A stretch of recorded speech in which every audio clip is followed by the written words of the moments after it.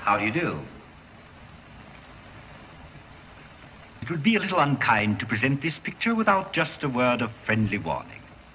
I think it will thrill you. It may shock you. It might even horrify you. So if any of you feel that you do not care to subject your nerves to such a strain, now is your chance to, well, we've warned you.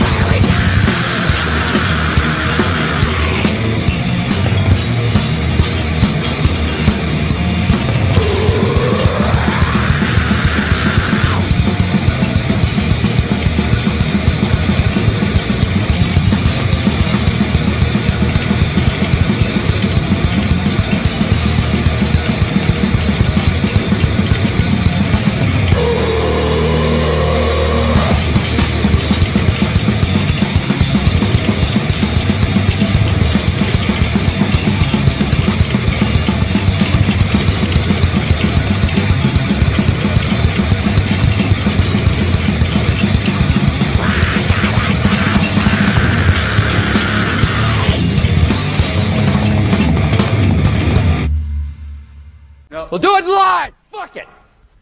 Do it live! I'll write it and we'll do it live! Right. Fucking thing sucks! We're doing it live, everybody! What is up, everyone? Welcome to another very exciting, very special episode of the Wyatt's Metal Podcast. Hopefully everything is working. This would be a great time for my mic to be muted. Glad to see everyone. Big news happened just this morning when I woke up. The channel has officially surpassed 800,000 subscribers here on the YouTubes. That is fucking crazy. Let me grab Rocket to celebrate.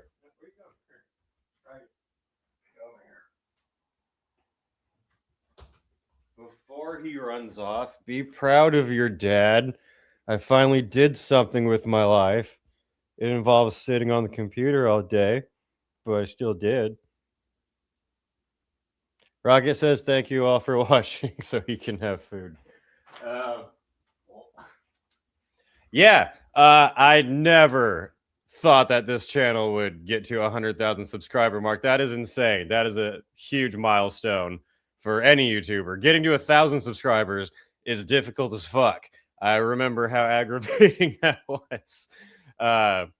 Spent some time frustrated that making videos, but feeling like they weren't going anywhere, being like, oh, is this ever going to take off? Am I just wasting my time?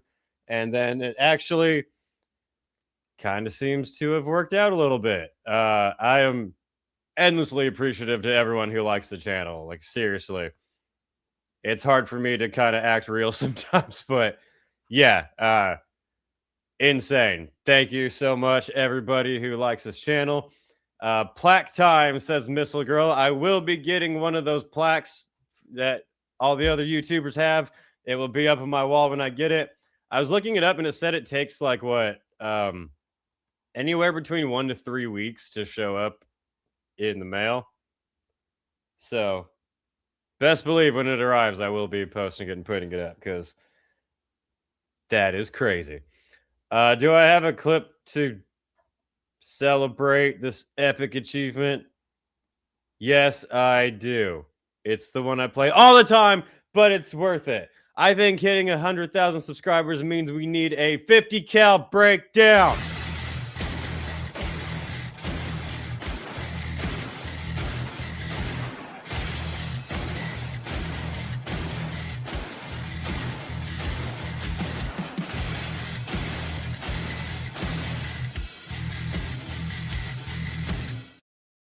Hell yeah.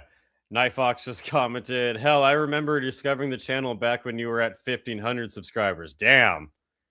That's awesome. OG up in here, sticking around a long time. That's sick. Yeah, I guess to celebrate or to show appreciation, I guess. I don't know how to describe it. I will be making a video that's just advice on how to make it on YouTube for anyone else out there who wants to do similar thing. Just strategies, suggestions that I either did or didn't do, or advice on things to ignore, things that seem to work out for me and from talking with friends and everything. Because if a dumbass retard like me can make it to 100,000 subscribers, you guys absolutely can do whatever you put your mind to. Always believe in yourself. But let me get to some of these first comments here. I do have some subjects to go over, but we have a little hilarious, weird comment going on. But first of all, first question was, are you going to talk about reinvestigation of Kurt Cobain's death? I wasn't really planning on talking about it on this podcast in particular, but my interest has been piqued in exploring the case myself because I never even bothered with the Kurt Cobain story because I don't like Nirvana or grunge, but I was always just like, oh yeah, he killed himself. All right. I thought it was kind of rude to assume that his wife would have killed him, but with all this new info theories that have been coming out that are quite suspicious, I thought maybe I should take a look at it myself. That could make for an interesting rabbit hole of good content. So, it's not going to be like the next video, but I think I am going to start doing my own private investigation into it with whatever's available. Josh L. commented before he showed up in here saying, won't be able to hang today, but congratulations on 100K. Here's to 100K more. We can do it. We got to reach the million and then the billion. And then we just take over. So if you guys missed this weird tangent that went on in the chat pre-stream, which I missed too because I wasn't paying attention, as usually happens. It's funny to see people go off on long, like, unhinged tangents that you weren't even aware of, and you're like, what were you wasting your time doing? Someone commented in here named Who Really Cares, who seems to cares a lot, commented saying he insulted Slayer in his last video, the one right before this. Please, everybody, support Slayer, not this guy. This is definitely a 13-year-old who like just found metal ever. I get it, but yeah, please, guys, support the multi-million-dollar generating band that's in retirement now, rather than a YouTuber. Yeah, if you didn't watch my last video, 12 worst scams of metal that I finally got finished, been grinding on it for fucking days. Check it out. It's entertaining. And by insulting Slayer, I made fun of them for their final tour. Deal with it. But it kept going. Ranting to nobody, they said, "Hey, Josh," before he left, "if you are a moderator here," he's not, "the man insulted Slayer in his last video, and I'm not happy about it." And then there's a couple more. They said, "Whoever your editor is," I don't have one, keeps removing my replies because you insulted one of the greatest bands of all time, Slayer." That is not how YouTube works. "I cannot say the word before it because it keeps deleting my comments, ... not okay." This person is a fucking retard, as I said. I don't delete comments from retards. "They are still deleting my comments off the initial video, and now my comments are being deleted off of here. I have screen recorded every single incident, and man, am I ever gonna oh boy, am I." Also, the 100K subscriber mark surpassing. Shout out to all of the few, not too many to be fair, but to the few idiots out there who ever reported my channel for saying the word retard, saying you should have thought twice before saying a naughty word. I'm going to report your channel. Reporting your channel doesn't do anything. We have surpassed 100K saying retard all the way. Celebration.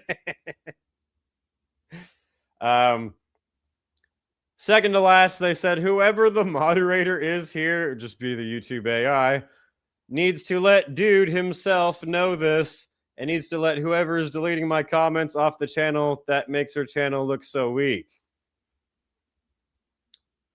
It would be not in your best interest to keep doing that because I'm recording it.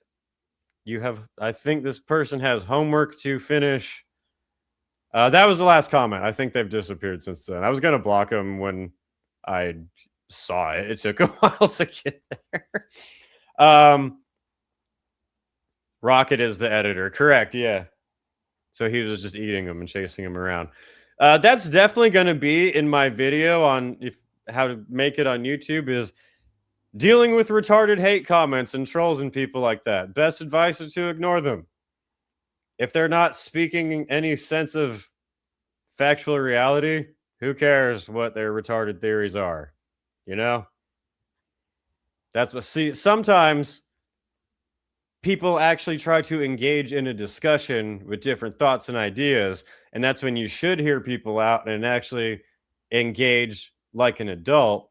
But sometimes there's stupid children that don't even know how to read, and you shouldn't even value what they're saying because it's fucking stupid, and you shouldn't waste your time and energy. So that's when you just call them a retard and move on. It depends on the situation. Anyway, what are the other good comments? Or the real comments? Jedi Therapy said, "I just want to play the new Resident Evil game, but I have to wait until the 27th. Sucks for you.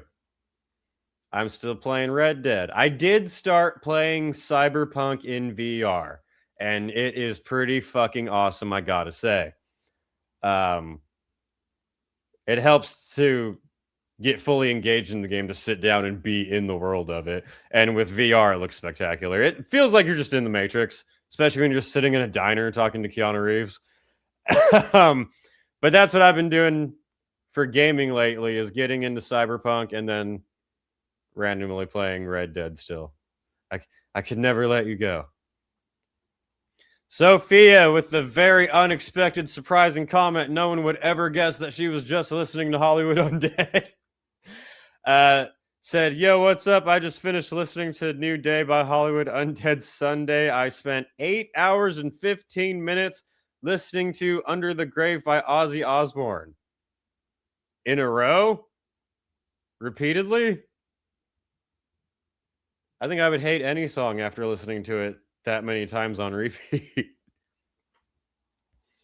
Gerbert said, bro, what did I just walk into with that weird comment? That's what happens. I seem to get some special commenters, as you've all seen in past videos. But Gerbert said, recently I've really gotten into Broadway music. I know, I'm a poser. Fool this man!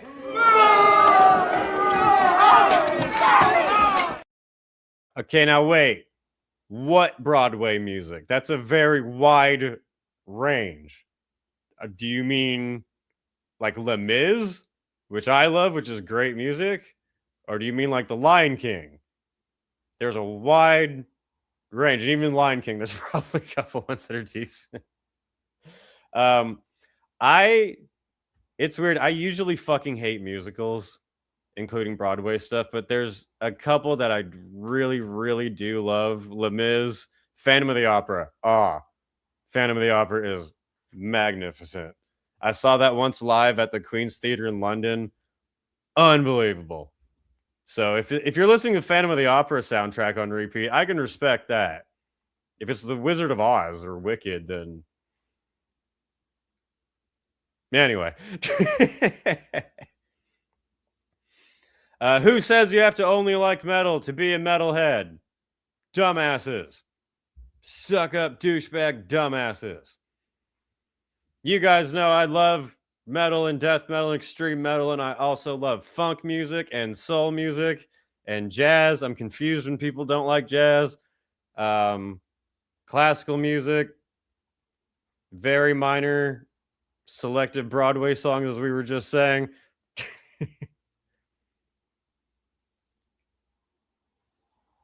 Logan Johnson says, hey Wyatt, how's it going? I was wondering if you can go over the Louder Than Life lineup today. Yeah, I'm definitely going to. I was saving that for here. I was trying to not look at the lineup, and then people kept sending it to me, and I was like, all right, fine. But yeah, we will definitely be going over that lineup here in a little bit. I'll get to some more comments, but yeah, I can't spend the whole time here doing that.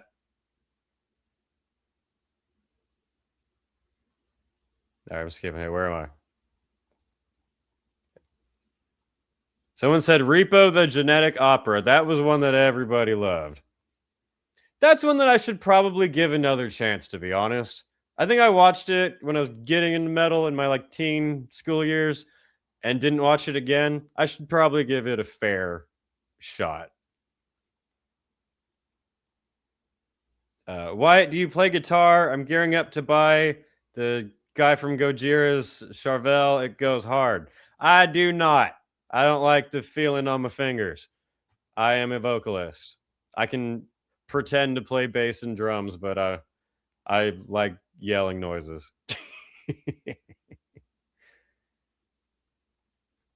Let me get to a few more comments, and then we'll get into some subjects.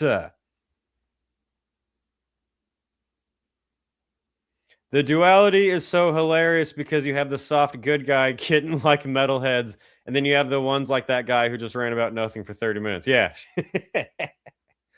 And any rational person is welcome to watch my channel. Any retard can fuck off no matter what their opinion. You could have all the same opinions of me, but if you're an annoying retard, you can fuck off. There's lots of people I respect but disagree with, and those are always welcome.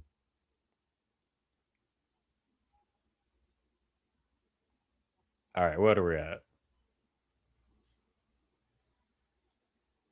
Dropout Bus says, what up, Wyatt? Congrats on 100K. Never forget that I was a single-digit subscriber. What's up, my single-digit subscribers? That is a good way to say digital OG. And SD. SD, single digit. All right. Night Fox says Metallica just announced the residency at the Sphere in Vegas, and that is the first topic we're going to go over because it's not that long. The Louder Than Life one will take a lot longer. Little known band, up and coming startup DIY band Metallica has officially announced the residency at the Sphere in Las Vegas. The Sphere, for those who don't know, is a very high-tech, state-of-the-art venue. It's kind of spectacular where the entire inside venue is basically an epic screen that can change into anything. It's not just a venue with a big screen in the background. I'll show you some stuff from it. But I've been trying to find an excuse to go check it out because it does look awesome. And you need a good excuse to go to Vegas. And this might be it. I am not the biggest Metallica fan, to be fair. I've already seen them enough times to be satisfied for normal shows. But they're one of the few bands I think I'd be interested in actually performing here because it's usually like mainstream stuff, obviously. Dark Insanity headlining the Sphere coming soon.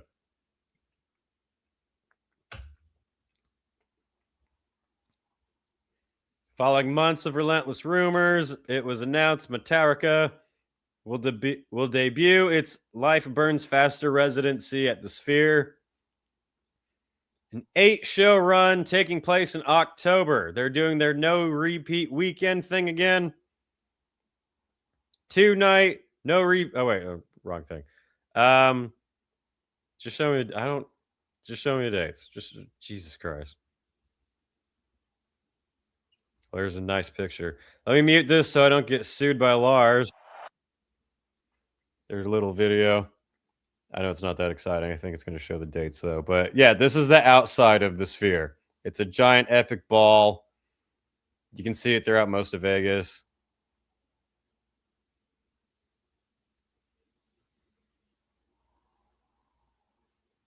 And there's a spinning ball that says Metallica. You get the point. I thought it would have just like the dates listed like normal, but the highly anticipated 8-run show will take place on October 1st and 3rd, 15th and 17th, 22nd, 24th, and 29th and 30th of this year. So if you go see them on the 1st, they will play a completely different set than they will play on the 3rd. That's how it works. For casual fans like me, I'm down to go to just one of the nights, to be honest. But for huge Metallica fans, go for it. They're doing their like very expensive VIP thing where you could go to all of the shows if you pay their salary for the year. Where is some cool footage of the Sphere to show people?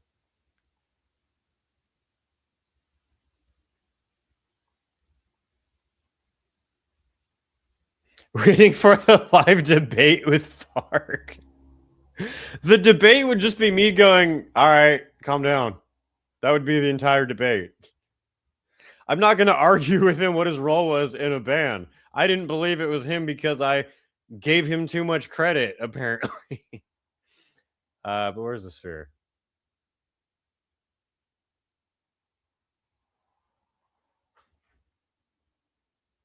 So I think I'll definitely try to go to at least one of the.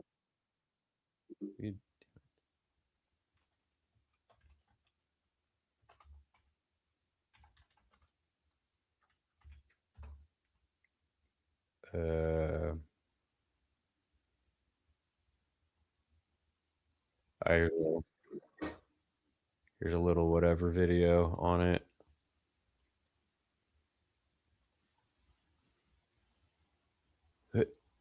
Good. Pause for dramatic effect. So this is where Metallica is going to be playing in Vegas. This is the Sphere, Vegas's newest, most ambitious, and most eye-catching attraction to date. And although its exterior It'd be a great place to display the Epstein list. Is impressive on its own, what lies inside is actually far more interesting than you might think. Let's take a closer look. The city of Las Vegas is famous for its unique and over-the-top architecture. And for its mole people, for the tunnel communities that live under the strip, it's famous for that too. Resorts and casinos are some of the most iconic structures in the entire world. From the Venetian to the Bellagio and the MGM Grand, everything about Vegas is built around the idea of Scamming people. magnificence and extravagance. And so, the construction of a building as crazy and ridiculous as the Sphere is just another addition to the city's unique skyline. But what exactly is it, and why is it being built? The Sphere is a music and entertainment arena located just a block away from the world-famous Las Vegas Strip. At more than 100 meters tall and with a diameter of 150 meters across, it I now don't give a shit about that much of it. Just show me the inside. I don't need to know how the plumbing was put in. at once. But aside from the concerts, the venue is also planned to be used for award shows, product launches, and even esports tournaments. The creators of That the would be Sphere are dope. already planning to build a similar structure in London. Just show which me is the known for inside of the over-the-top building. architecture that catches your eye from miles away. And believe me, its exterior will definitely catch your Lars's head is going to look so huge plastered on that. Just driving down the strip in Vegas and it's Lars's face. eye. On the 4th of July, Las Vegas tourists and residents were given a glimpse of the Sphere's true form. A total of 1.2 million individual LEDs lit up for the very first time. In a spectacular display of light and color, the building made itself known to the entirety of Vegas. Massive wraparound LED screen that follows All right, 4 minutes in, halfway through the video, we finally got to the part of see the inside of where Metallica will the be. dome's curvature. Though it is quite small compared to the behemoth one on the outside, the indoor screen is still impressive on its own. With a total surface area of 15,000 square meters, it will be the largest and highest resolution wraparound display in the whole world. To create the best possible There we go. content for this incredible screen, the creators behind the MSG Sphere had to engineer their own unique camera system called the Big Sky. So realistic that fans will start to question their reality, says the Sphere president in a presentation. The technology behind all of this is still pretty much brand new. Because of this, an entire Oh my god, I just wanted to see the inside of the video or the fucking venue.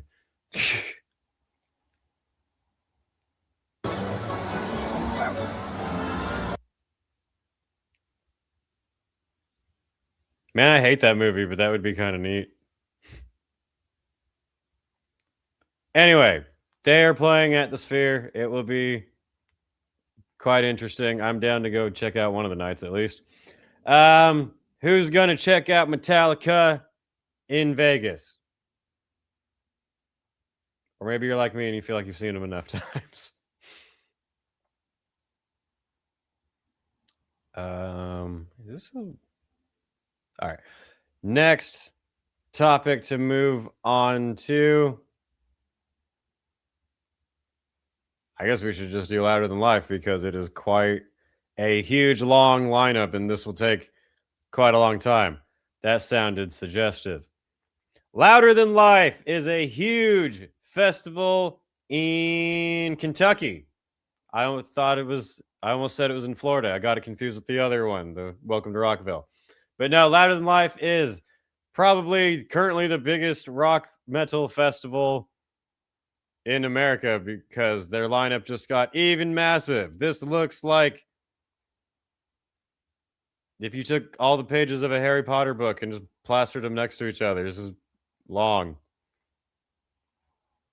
But yeah, Kentucky, September 17th, 18th, 19th, and 20th, 4 days. Let's go over the entire goddamn lineup. Who's going to Louder Than Life rather than the Metallica one? First day, which when I looked at this earlier, first day is the best by far. Thursday, main stage, Iron Maiden headlining along with Megadeth, Alice Cooper, and Anthrax. That is a way fucking better lineup than Iron Maiden have at their Nebworth show in London that I talked about in a previous video that I found really weird. Yeah, I don't like Megadeth, but I love the rest of that. That would be fucking incredible. I don't care if I've seen them all a bunch of times. Anthrax, Cooper, and Iron Maiden would be insane. And good to have a break in between. But there's also Suicidal Tendencies, Metal Church, and The Violent Hour.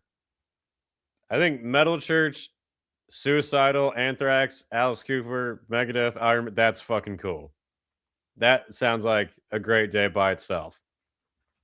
But on the second stage, same day, probably going back to back with these, are Pantera, or the people claiming to be Pantera, Danzig, playing early enough, Sabaton, who actually at this point you think could be kind of higher up on the bill, actually, Machine Head, Gwar, Mac Sabbath,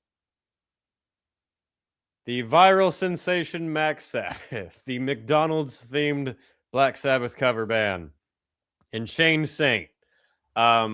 This is not bad. This is not bad. Gwar is obviously great live. I haven't seen them with their latest vocalist. I only saw them with Odorous. So I'd be interested in that. Machine Head is fun live. I love Sabaton. I know people think that they're cheesy or overrated or lame, but I don't. I love Sabaton. Danzig is Danzig. Great music. If he's in a good mood, he can put on a great show. I once saw him in Vegas, and he was actually amazing. People in the audience were going, is he really this good right now? And then I've seen other times where it was fun.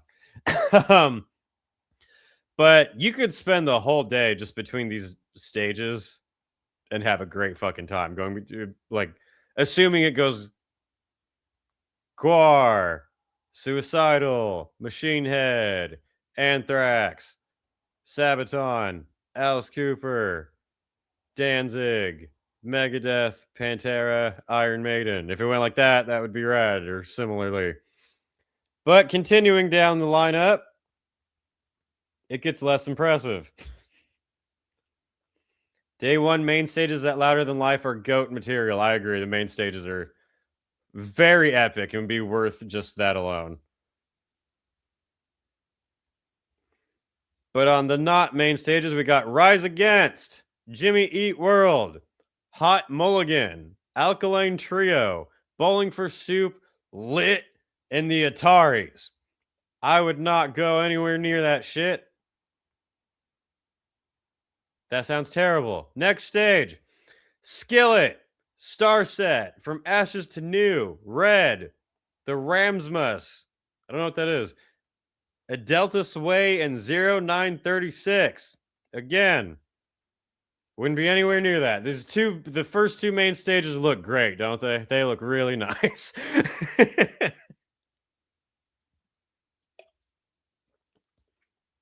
What is this, the fifth stage? How many stages are there? 1, 2, 3, 4, 5, 6, 7. 7 stages. We got Fit for a King, Currents, Ura, Make Them Suffer, volumes like Moss to Flames, and Cane Hill. I would say less unbearable than some of these other ones, but it still would be it. The main stages look really nice, don't they? Stage 6. I don't know who that is at the top there. I can't tell. Squiggly lines. After the Burial, Acacia Strain, Amur, Born of Osiris, Signs of the Swarm, and King 810. The main stages look really nice, don't they? Look, Iron Maiden, Alice Cooper. We got Danzig there. That looks really nice. And then the final stage on the first day has 1,000 Below, Archers, Elijah, Dark Divine, Holy Wars, Sent by Ravens, Set for Tomorrow. And then we got Anthrax and Sabotage. The main stages look great. Just really fantastic.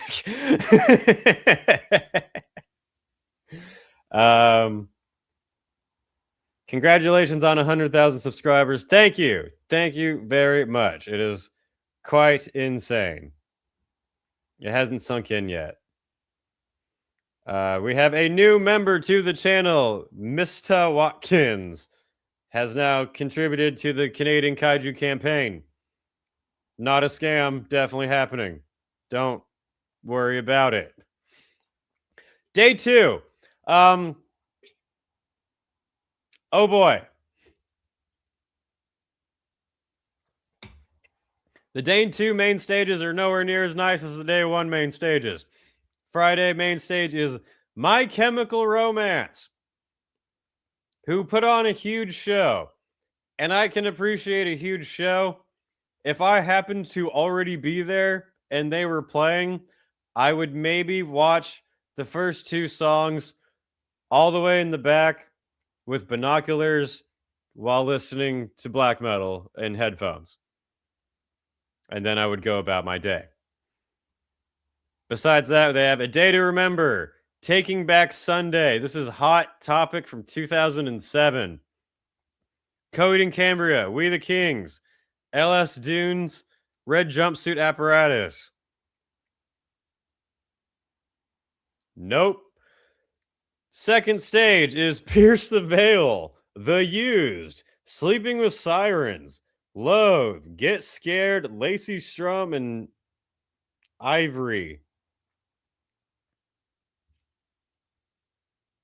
The first day main stages look so nice, don't they? I hate everything I just read. All of this, no. I wish I had more hands so I could give the main stages 4 thumbs down. The third stage headliner is the Pretty Reckless, and I think this is the only band on day 2 that I actually wouldn't mind seeing live. I think I currently have a celebrity crush on Taylor Momsen. She's pretty rad. Yeah, I like the music. They're not trying to be like metal band, but are lame or anything. They're just old rock, chill. I wouldn't go see them like just by themselves probably, but if they were playing on the first day between some of these other ones, then I wouldn't mind checking them out. But if I also had to sit through The Warning, Bad Flower, Palais Royale, Scene Queen, Vanna and Showing Teeth, and all of these other ones, not a good sell. Oh wait, there's some not terrible things down here. I repeat, I have found 4 stages down. We have not horrible stuff. Headliner is Chad Gray of Mudvayne and Hell Yeah. We're still going, don't worry. Calvera is there playing Roots album in full. By far the best music you'll hear that entire day. But not even close. Jesus Christ. God. Sorry, I was just checking the comments. But under that, we have Alyssa White Glutz, how I used to say glutes until I heard her say it, doing her solo stuff. Now, interesting enough, I kind of wrote off her solo stuff because I wasn't that big into her when she was in Arch Enemy, but I checked out her solo song that she released.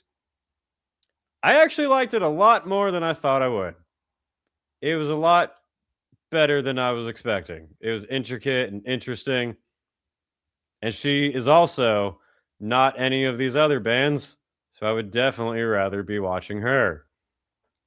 Wait, we have Soulfly and Calavera? Max Calavera is playing 75% of the good music that you'll hear on day 2 of the Louder Than Life Festival, from what it seems like. Carmen, did chat die? I was wondering that. The chat seems to be going slow.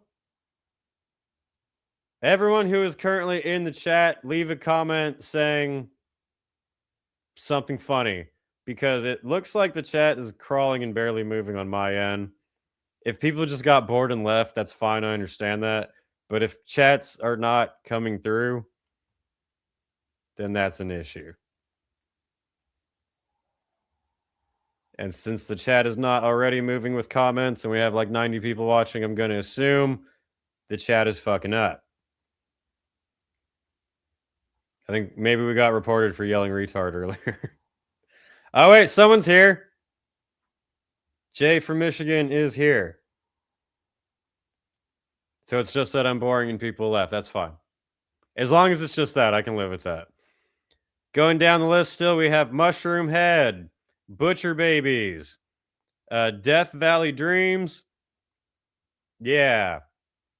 Down here, oh boy. Fan favorite, friends of the channel, totally organic band. President headlining. Move this man!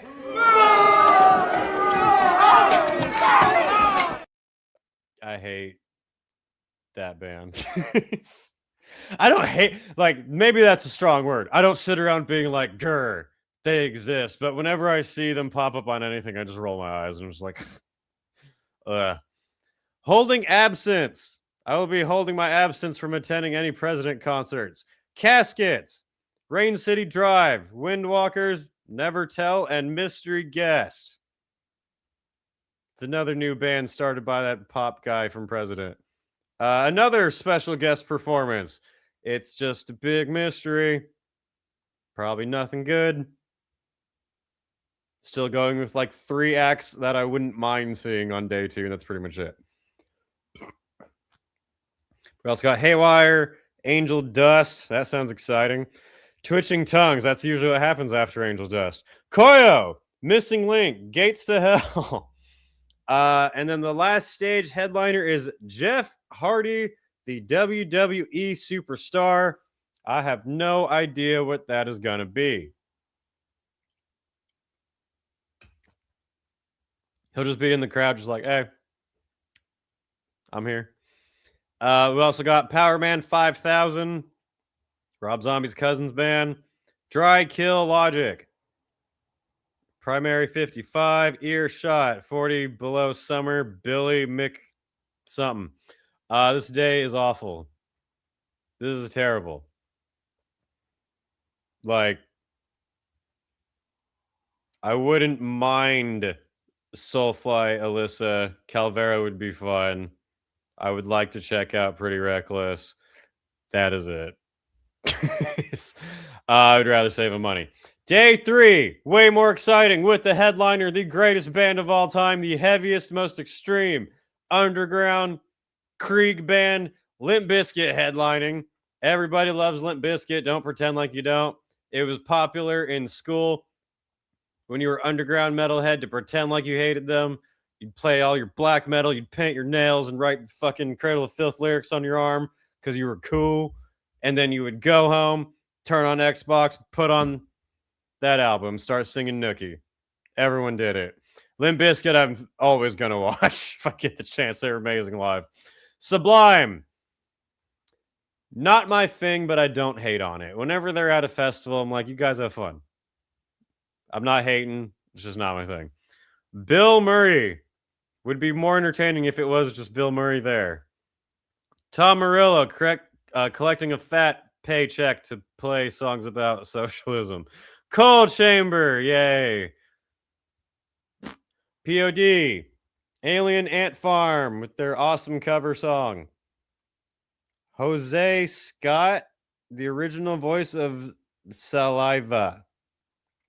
Limp Bizkit style. That's all I got to say on there. That's it. Limp Bizkit.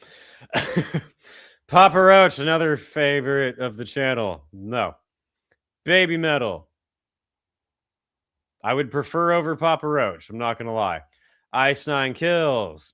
Not my thing either. Nothing More. Set It Off. The Funeral Portrait. TX2. They're just showing Terminator 2 on a screen. That would be the best thing of that day. I don't like any of that. I like Limp Bizkit and The First Day, and that's it. We got Hailstorm. In This Moment. Lindsey Sterling would not be terrible. That would be neat. Oriente, I think that's her name. Guitarist, she's pretty good. She was in Alice Cooper before Nita joined. Icon for Hire. Cami Kehoe. And Diamante. I wouldn't mind walking past Lindsey Sterling while she's playing, and that's kind of it. Yes, the excitement of the main stages on the first day died off a long time ago. Circa Survive. Dance Gavin Dance. Chodos. Thursday. No, this is Saturday. That's confusing. Hail the Sun, Scary Kids Scaring Kids, Emerosa. I'm good. I'd rather do literally anything else than watch any of those bands.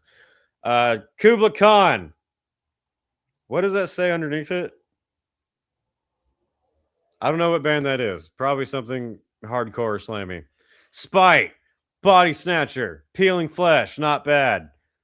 Fox Lake, Heavy Hitter. This is more stuff that like I wouldn't mind over definitely everything else up here. If I had no other choice, I would be here.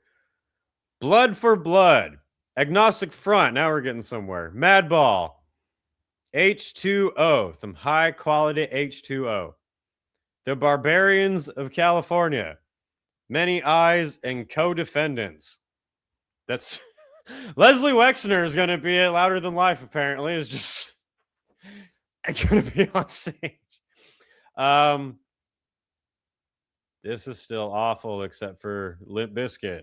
That's not a good sign when Limp Bizkit is the best part of the lineup for the day. Is the last stage going to save it? Nope. We got Soil, Texas Hippie Coalition, Gemini Syndrome, Shaman's Harvest, Tantric, Otherwise, and Doobie. So yeah, you can completely skip the second and third days of Louder Than Life. I don't like any of this at all. Like this, a single day ticket for Friday would be, or for Thursday would be awesome. But can the last day save it? Usually the last day at a festival is the best one. That's when they usually put out the heavy hitters. Let's find out.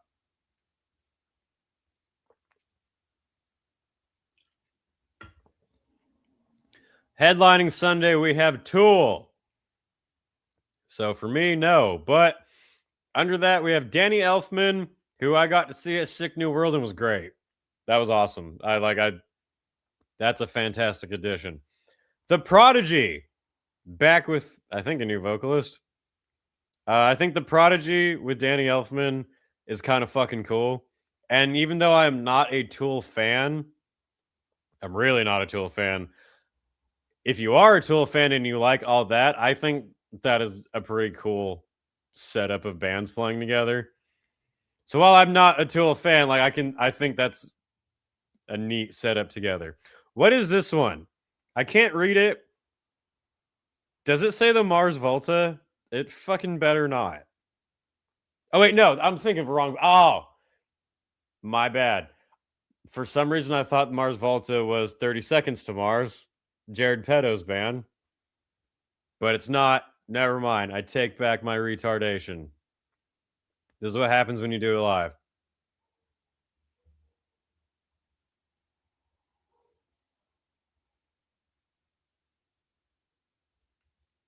It looks like some chats are coming back now, I think. Just wasn't feeling the love. We got a $10 super chat from OG Penguin. What is up, man? Says, hi, Wyatt. Sorry, I'm late. All good. How's your day been? It's been all right. I was finishing up the Worst Scams in Metal video that I got up now. It's been mid. I found out I'm not getting my license in time to see Megadeth with Anthrax and Exodus. So my backup plan is to see them with Iron Maiden. Damn, that sucks. That would have been a sick lineup, but them with Maiden is still an excellent choice. Hopefully you make it out to that one. It was really weird that I was looking at that Iron Maiden 50th anniversary show in Nebworth, and the lineup is The Darkness, The Who, Airborne, Almighty, and I'm like, this is way better than that. Them playing with Megadeth and Anthrax is way better than that, I think. Anyway, back to it. Mars Volta, not Jared Leto's band, so they're fine. So they can be added to the... This main stage is pretty cool. It's pretty cool. Ministry, Filter. I don't know what Toadies is. Toadies is so you really enjoy this eclectic lineup of artistic bands. Everyone licks Toads first. And then you get Filter as the Toad starts filtering through your body. And then Ministry is when it really kicks off. Mars Volta, you don't know where you are anymore. Prodigy, everyone's dancing and sweating. Danny Elfman, everyone is scared. And then tools for the come down when you're just sitting there. You know it's still going to be a couple hours, but you can't do the fun's gone. I think this is a pretty perfect description of that day. I think the main stage is pretty cool on the last day. Second stage is Gojira. Way better than what we've seen the last 200 bands. Mastodon, Black Label Society, Death Clock. That's cool. I'll take all that. Animals as leaders, Between the Buried and Me, Rivers of Nile. Wait a minute. The guitarist for Death Clock is the guitarist for Danny Elfman. She's going to be putting in work. That's cool. I like the main stages here. I personally don't like them quite as much as the first days, but it's definitely good. They've also got Kill Switch, Engage, Black Veil Brides, Atreyu, Escape the Fate, I See Stars. You willed after you licked that toad. The Word Alive. Austin Carlile, the original voice of Mice and Men, whatever.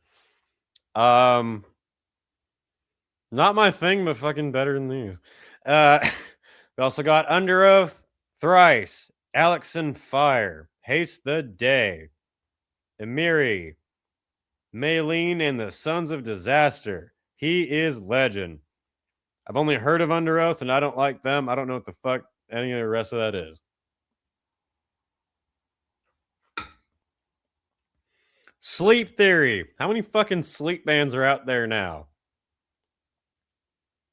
Play exciting music. The Home Team. Jutis. Holy Wart.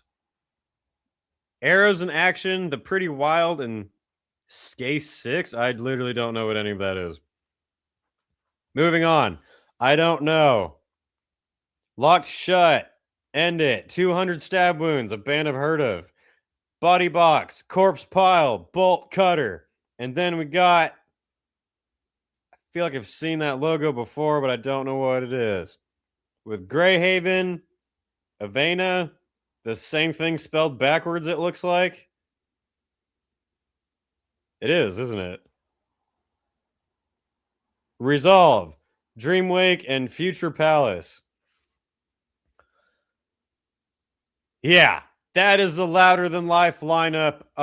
The first day, the main stages are fantastic.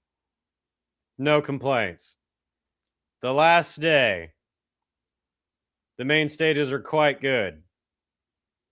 No real complaints. I can accept it. I can take it. Limp Bizkit, cool. The rest of this, trash. At least there's a lot. This is a really long lineup where I would be bored for quite a long time until bands I wanted to see were playing. I mean, the Hellfest lineup is way better. At least it's more for me. I'm obviously a more extreme metal type of person, but I would not want to go for the middle days at all. Even though I'd love to see Limp Bizkit live again, it wouldn't be worth all the rest of that. Yeah, can you buy single day tickets for the first and last day and that's it? Festival passes.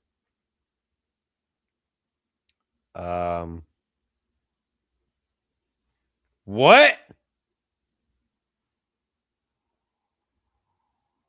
Oh, 4-pack. Oh, I thought that was a single ticket. Holy shit.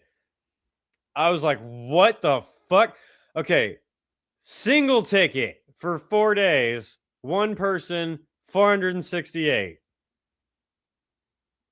High, unfortunately, kind of average nowadays for big festivals, especially in America. Definitely more than I would want to pay. Thursday GA once. Deal. 175 for Maiden, Cooper, Danzig, everyone at first day. That's awesome. First day single day ticket is rad. I would buy that. And then you could save a bunch of money And if you really wanted to go Sunday, if you like the exact same bands as me and you wanted to go the first and last day, that would right now cost you $300. You wouldn't save much. But dude, the first day for Maiden and all that for $175 was awesome. And to be fair, if you love Tool and Danny Elfman and all that last day, I think that's a good deal too. I just wouldn't go the whole thing. What does the chat think about the Louder Than Life Festival? Like 450 bands with the word sleep in it, for real.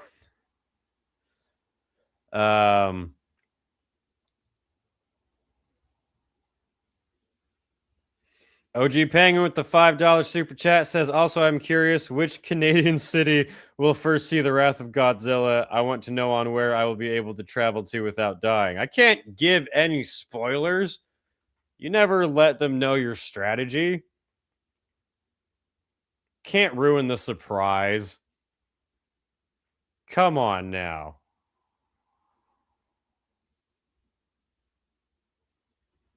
Yeah. 200 stab wounds and corpse pile would be sick. That is true. Would it be going to this epic, huge 4-day festival sick? Maybe not.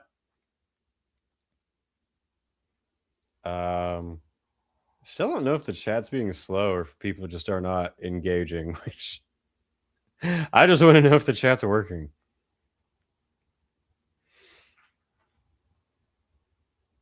Yeah. I think the lineup is... Ugh.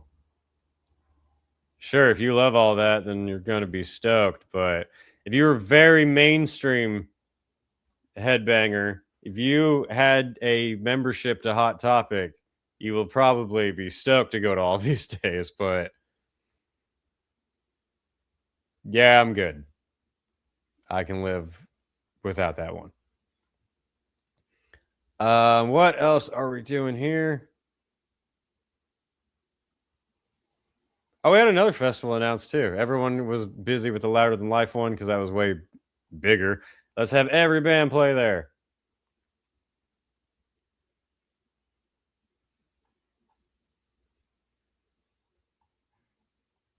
This is weird. Hang on one sec. Do I see more comments when I look at the actual thing? We have another festival lineup to get to here in a second. I'm just making sure the chat is working.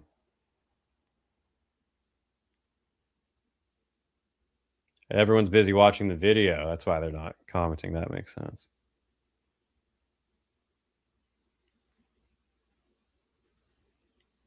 Oh, we got one. It's popping up.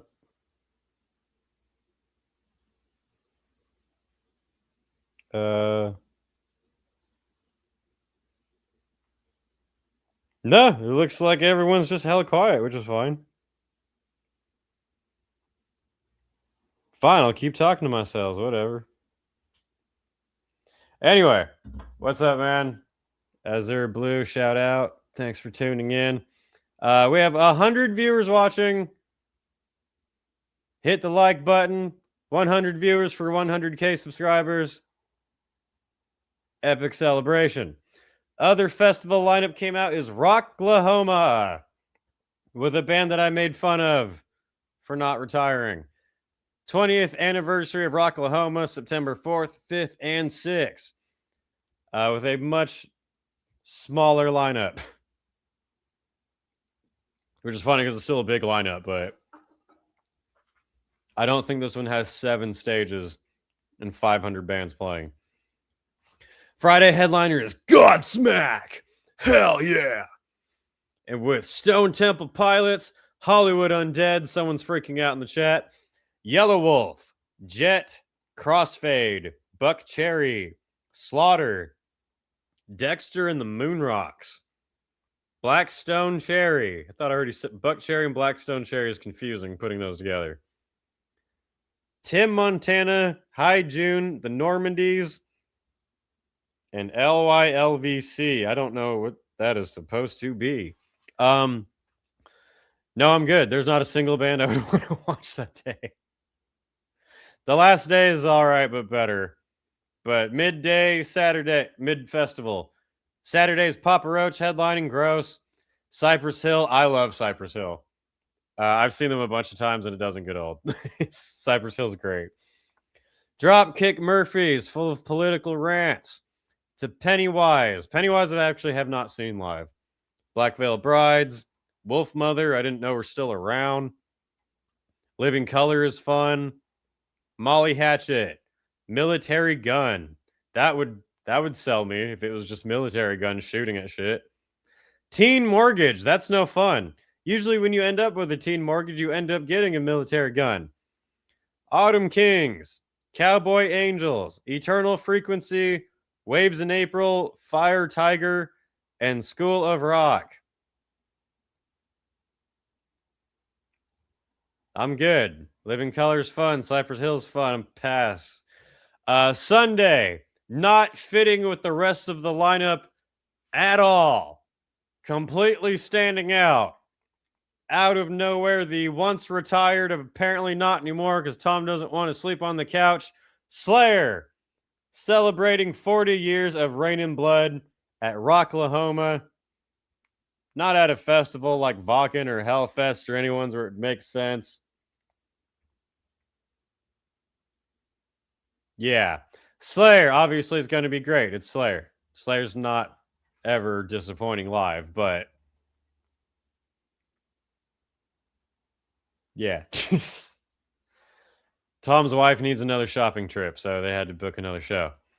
Black Label Society, The Pretty Reckless. This is a weird mix-up together, especially with Insane Clown Posse. This lineup makes no sense at all.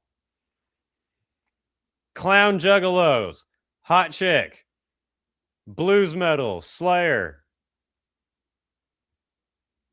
Suicidal Tendencies, a band that was actually DIY from the ground up, old school influence legend, playing right after President. Where is it? Nope, we cannot allow President to show up without it. Move this man!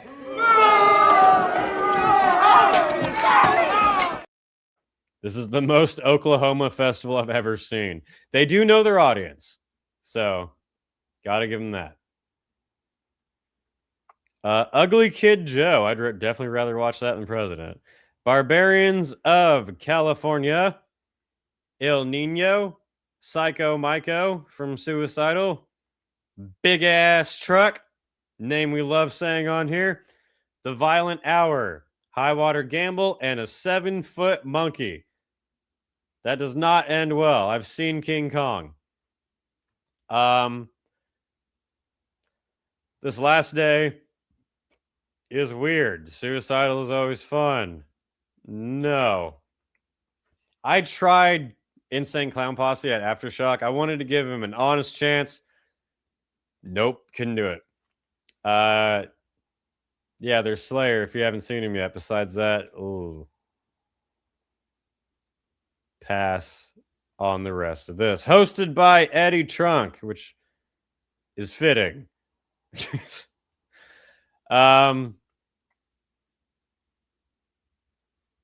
Projector says my comments are getting deleted on YouTube for some reason. Is that what's happening here? Oh, everyone booze in the chat when I did that, so I'm not sure. Maybe that weird motherfucker got mad at me and actually got my channel in trouble. I don't know. That's strange.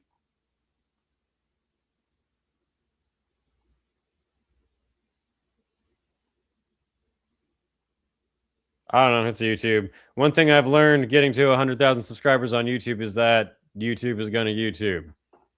There will be ups and downs and things that work and things that don't. Anyway, yeah, this lineup is ass. The last two are awful. I would rather go to Tollminator, happening in Slovenia this year, where my band Dark Insanity is performing. Much better lineup. Recommend checking that one out. Eddie Trunk is still a thing. Sheesh. I came in at the very end of Eddie Trunk being like considered cool. Like at the end of Metal Mania, when like that metal show came out, and I was like, oh, it's a guy talking about metal. Cool. I became aware of him at the very end of any type of career, I guess you could say. Huh.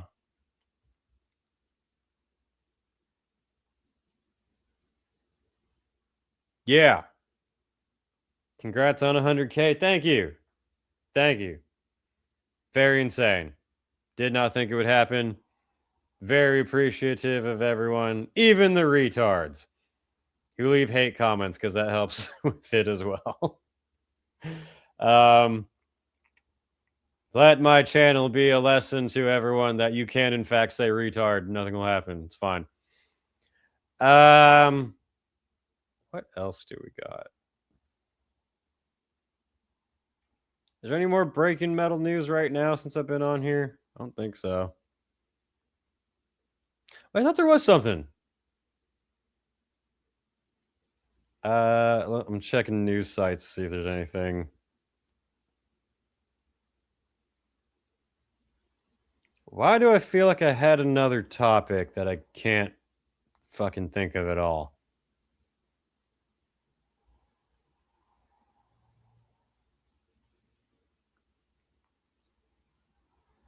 Loading. You know, we looked at a bunch of shit lineups. Can we look at some good lineups really quick? Let me sell myself really quick. Pause. For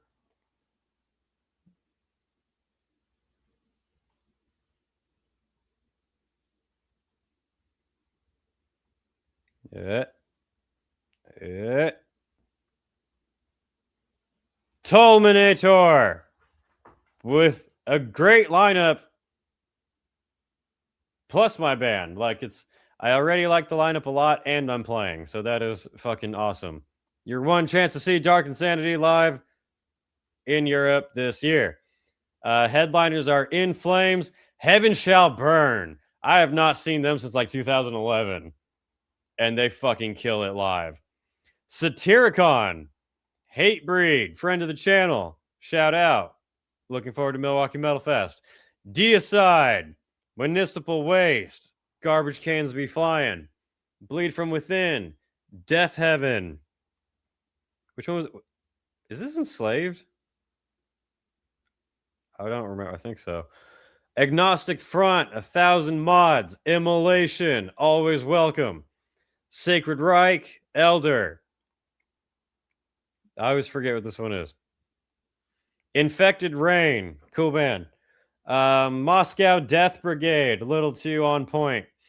Employed to Serve, Nervosa, Sanguisbog, Psychonaut 4, Siberian Meat Grinder. These two go together well.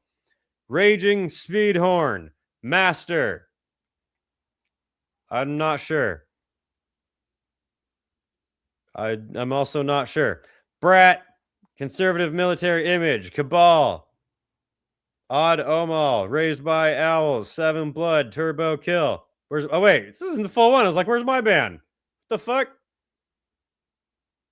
This is how I find out that we got dropped. Is this live on stream looking at the lineup and be like, ah. Did we miss any besides the greatest underground band of all time? Lars from Norway. Dark Insanity, little known band, who will have a new single coming out very, very, very soon. Very soon. It's in the final parts of the mixing and the masterings. So we're very excited to return to Tollminator. Going to be awesome. Who is going to be there? Hit us up for tickets. I think I just started getting all the comments from people when I said to start posting stuff, because now the chat is completely full of random posts. Goddamn YouTube. I know I just got 100K, but what are you doing? I'm honestly planning on volunteering this year for Tollminator since I'm low on money this year and only interested in Municipal Waste and Sacred Reich. Thanks. I see how it is. Not even gonna watch Dark and Sandy performing. That's cool. Whatever. One of the festivals that I think has the best lineup this year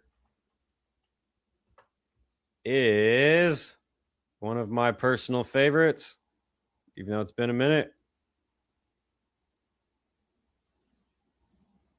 Looking for it. I definitely cannot go over this whole thing right now. It'll take way too long. But I think one of the festivals with the best lineups is Hellfest in France. Which I'm still blown away by how huge and massive this one has grown.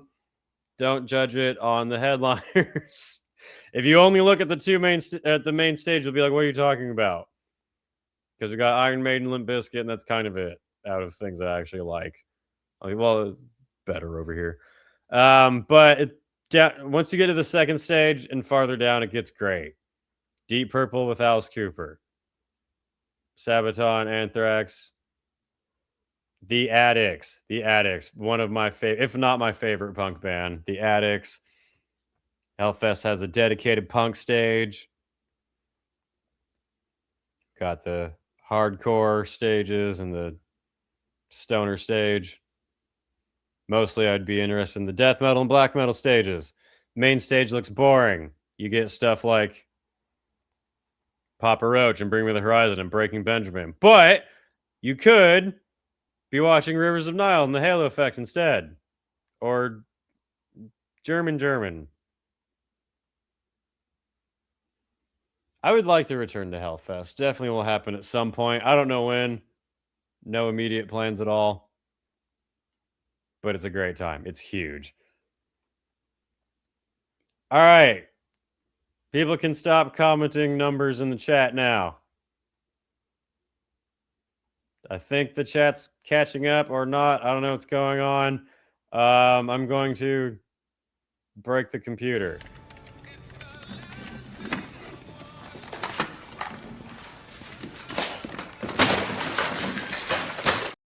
Fuck it, another 50 cal breakdown.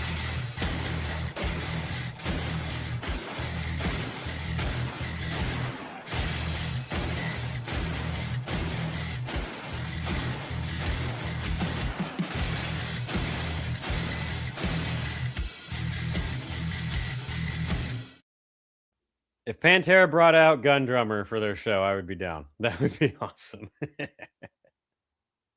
That's a collab that has to happen this year for sure. Projector says Hellfest and Vakken are bucket lists for me. Yeah. Hellfest, you got to check. It's so big. Like it feels like you're stuck in line the whole time, but it is amazing. As long as you know what you're expecting. Potatoes. There you go. Besides that, I don't have too much more, actually. I do have... This is kind of early. We got 2 videos that we can watch and react to that I have not seen yet. Because I need that easy content, boy. What am I saying here? Yeah, first for promoting more stuff. Yeah, the band single will be coming very soon. And then I will definitely be doing a video next week on how to do YouTube for people who would like to learn the secrets of the trade. It's not much, but if I can do it, you can do it. So I'll definitely make that video, and that'll be like 100K subscriber. Thank you as well. Just have Rocket in the whole video. And then I want to explore the Kurt Cobain supposed murder. I will take on the investigation myself and see what I can find. I'm sure there will be metal news stories in between then that I will report on, but that will be my big project, I guess. And then actually tomorrow I will have a new video up. It will be an interview I will be doing really early in the morning, my time. I will be doing an interview with Sandy Sin. She is the vocalist of the band Gates of Gomorrah, and I think she has another band now, actually. She's part of the Dubai metal scene. many people are unaware that Dubai even has a metal scene, and it's actually bigger than I even thought it was. So I thought it'd be really interesting to have her on and just hear about it. I'm literally just going to be like, I didn't know there was metal in Dubai. Tell me everything. That's pretty much going to be it. I thought it'd be cool. I'm interested to hear from people in way different cultures than what you would expect who are into metal. So that will be fun. Look up for that. That will be uploaded tomorrow. Rocket's wandering around. Oh my God, really? Yes, really. Sandy will be on. It's going to be pre-recorded, but then I'll upload the whole thing for everybody to watch. That will be cool. Up next, we got 2 videos to react to. Let's do this one first because I don't know what he's going to say at all.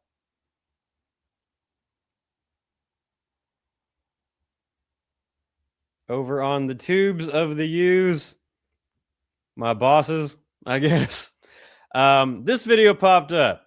Metal fans are built different. Here's why. This is from a Lucky354. I did not watch any of this yet, so I'm curious to see what he has to say. It's 22 minutes. We'll see if we watch the whole thing or not. I'm going to like it already. If it's terrible, I'll unlike it. But I don't think it is. But let's grab some popcorn and a drink and let's react, shall we?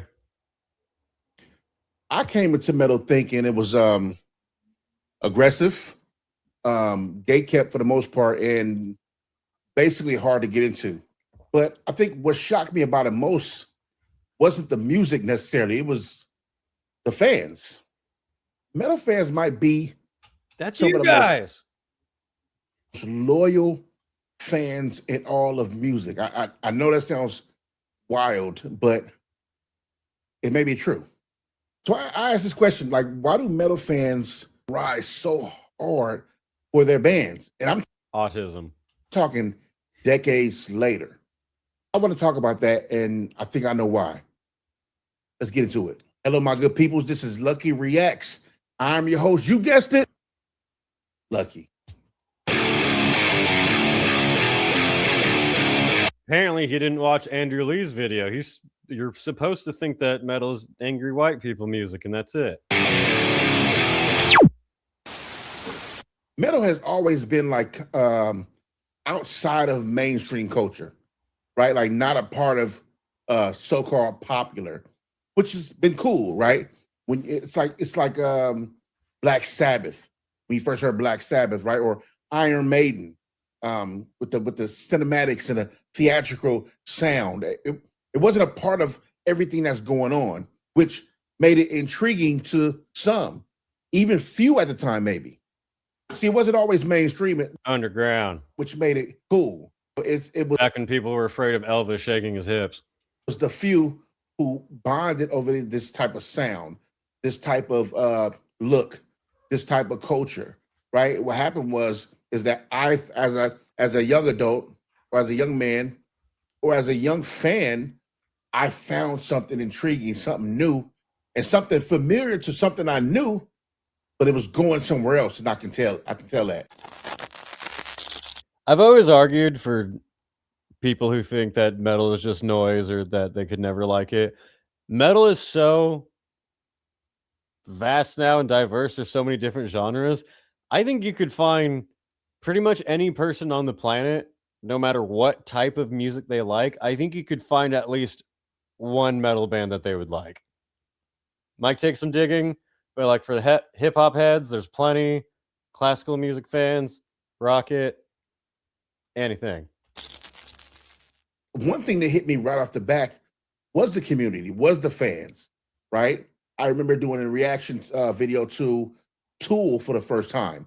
Now, I only picked Tool because, first of all, I didn't know who. That's why you thought metal was hard to get into. Tool was. And I did a first reaction video, and people flooded my comments, right, with "you should do Tool." And I'm like, I don't even know what that is, but okay, cool. So I went to Tool, I Googled Tool, and the first song was on top of the list was the song called "The Pot."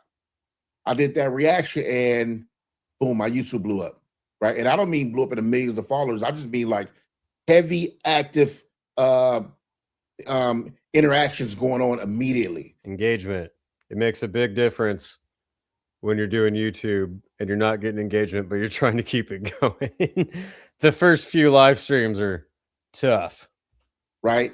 Like I watched my subscribers jump from almost I started at like maybe 1,500 to like 4,000 or 5,000 in like 30 days just by doing these type of groups, which I found out the community kind of travels around, right?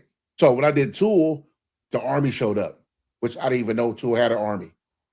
Oh God, I don't think you knew what you stepped into. Be careful. Tread lightly, sir. I'm finding out this thing about the loyalty and the dedication to some of these bands that are different from what I know hip hop to be. Not to compare like what's better or not. It's just a little different, right? Bands like Tool. When I first did Iron Maiden, the community, the way they rally up and surround around these groups is different. And I'm talking about Iron Maiden been rocking out since what, the 70s? And yeah. I mean, you would think they're a new group the way the fans rally around them so much. These are armies at this point, right? And that's what's interesting about Maiden is that they've always been so big for so long. They sell out arenas.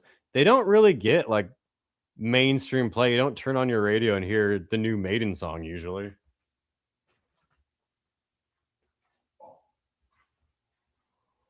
But metal fans don't care. Seeing Maiden 300 times is not enough. And it just showed. Hell, you want to get newer to that, Slipknot. When I talked about Slipknot, I did a video of Eloy Casagrande, and the Slipknot army came out the woodworks. And I'm talking about incredible. So it's not just me tripping.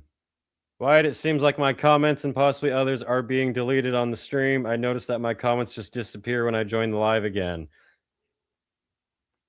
Apparently that retard from the beginning might have actually done something. Maybe if they like complained the stream is mean, then it limits comments. I don't know. I've been wondering that this whole time because the chat is oddly quieter than usual.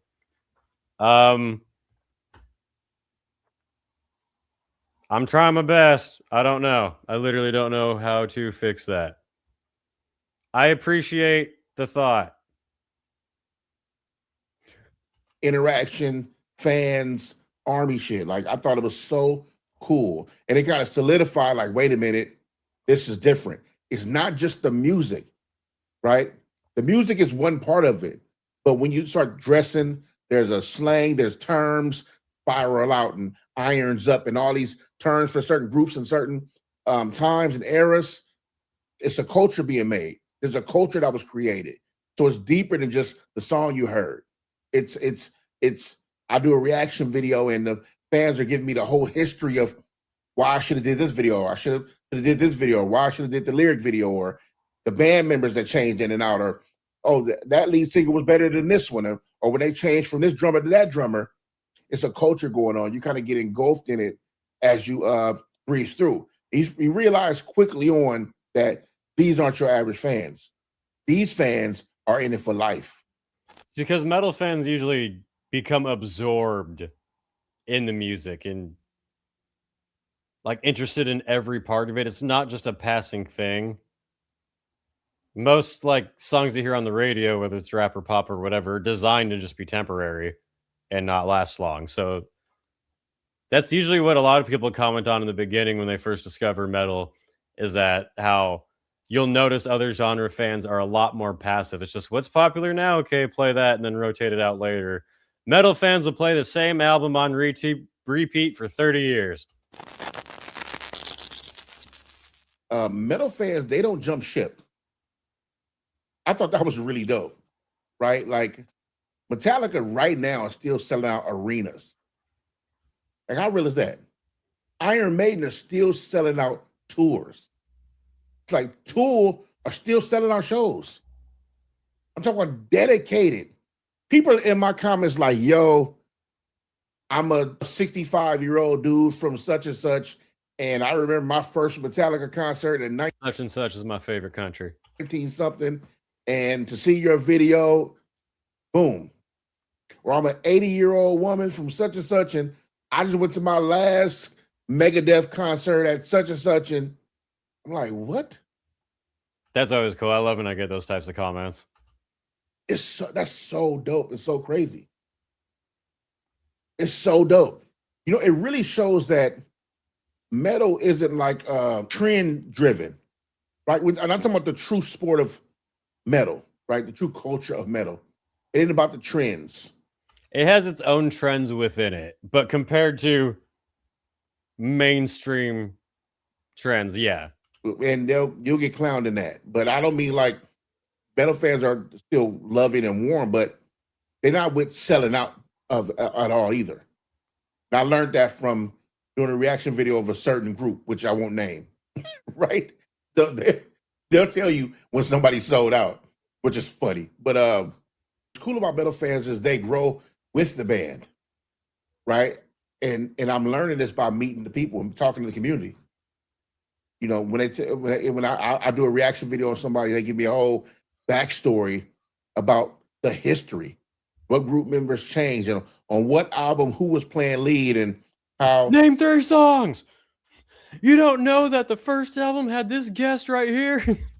This artist got sick, and he probably passed away, and they had to bring in somebody, and then the band shifted, the music shifted a little bit because the writer left or whatever the case may be. It's like dedicated, and they're growing with you. They're growing with it's like they know everything about the band. They even in the comments agreeing.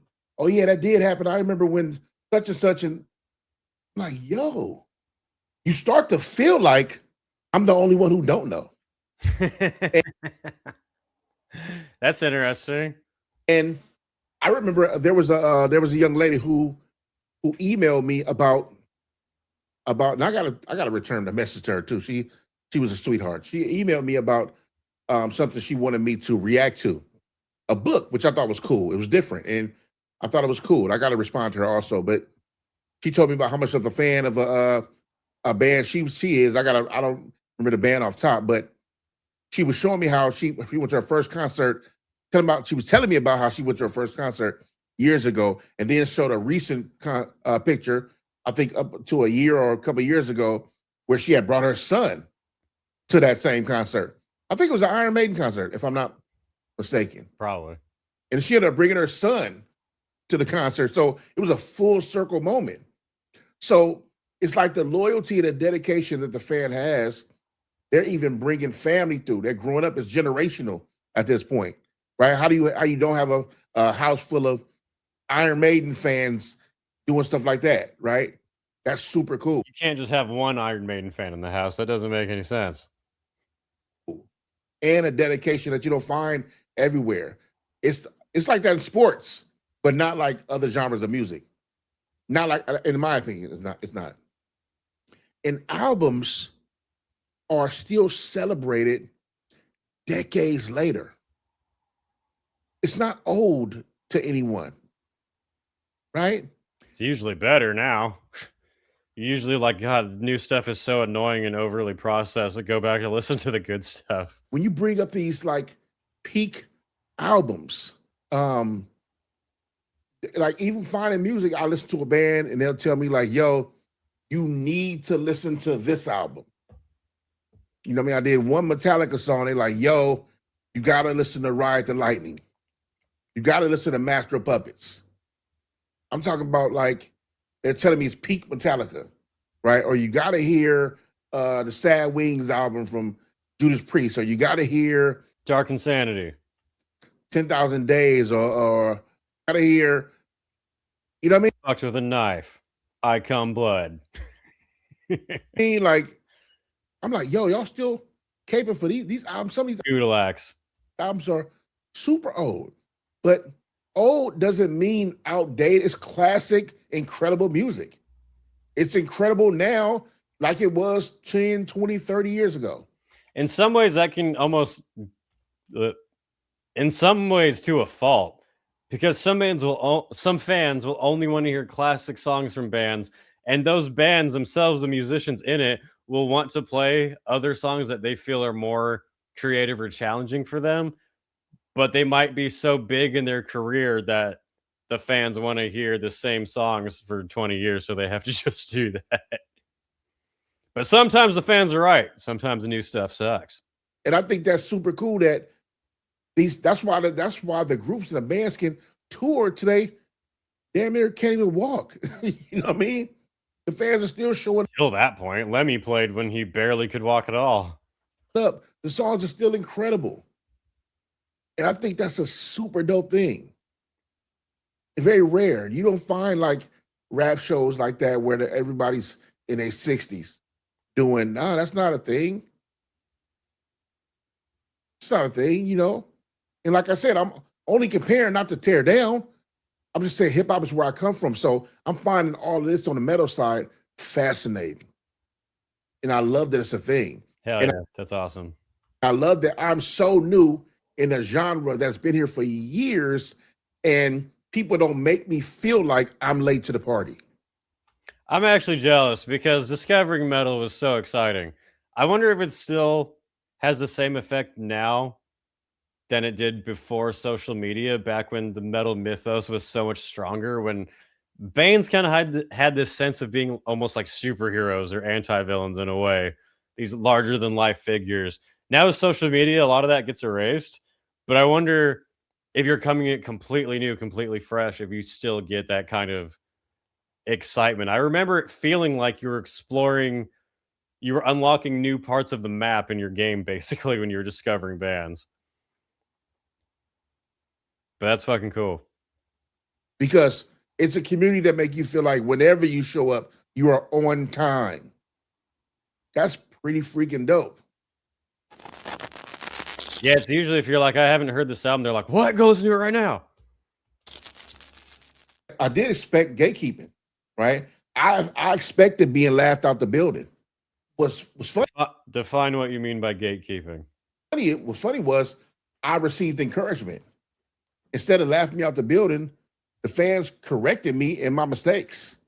Whether I had a group wrong or maybe a band member's name I'm probably mispronounced or something. It was cool. They were so happy that I was just learning about it. They were all in. And that felt different. Hip hop is very different in a way, right? They'll clown you for that. You don't know somebody's name. If you miss one count of Wu-Tang Clan members, if you say 8 instead of 9 instead of whatever, stuff like that, you'll get the RZA, the Jizza, old dirty bastard, spec the deck. You get clowned. If you mess up a song name or you attach that song to another group, they laugh you out the building. I didn't feel like that with this. I felt like I was being taught. They were there to teach. They were there to help. I don't consider that not gatekeeping, because even him said that they helped correct mistakes. I would consider that more the positive side of gatekeeping. To me, gatekeeping would be if he came into metal completely new and was like, no, I don't like all this. It should be this instead. And then was trying to push that on people. And then people were saying, no, fuck that. That's not what metal is. That's good gatekeeping. That's what gatekeeping is supposed to be. At least I think so. But that doesn't mean you can't welcome new people and have them be educated, learn about it if they show genuine interest. I think the only gate that's kept for metal is that you have to have genuine interest in what it actually is. Besides that, anyone can come in at any time and learn about it. At least that's what I think. If gatekeeping is meant, oh, you need to name every song on the first 3 Black Sabbath albums or you can't come into this concert, that's retarded. That would be fucking stupid. Let me guide you through. And I felt like this is different, right? And not that it was just different, it felt warm. It felt like Also, all the chats coming through are coming through Twitch. So, interesting. YouTube can't give me too much success in one day. It has to humble me. Warm welcome. Come in. Kick your shoes off. Here. You want something to drink? Here, man, take a seat. Kick your feet up. Relax. It felt like that. It was a lot of people have this idea in their head going to a metal show that they're going to be judged if they're not a white person. And that comes from people who don't go to metal shows. They're told from other idiots like Andrew Lee that, oh, it's just angry white people music. But if they talk to actual metal fans, they'd be like, no, dude, come. It's awesome. You'll have a great time. Amazing. I truly thought I was going to get flamed, but instead I got welcomed. Hell yeah. Hell yeah. When you think about the loyalty, yeah, the band is good, right? But that's not the all of it. There's a sense of connection there that's a little deeper than it just being music. You know, when I talk to friends who, especially in metal, who younger or older, being looked at as outcast, help you find your people. You'll find your tribe when it gets scarce, right? When the big thing is going down and people scurry to one corner and another corner, you start to find your tribe. That's called a Slayer concert. Who went with who? Right? I can't imagine 1970 Black Sabbath album dropped, kids bringing that home from all over, and then parents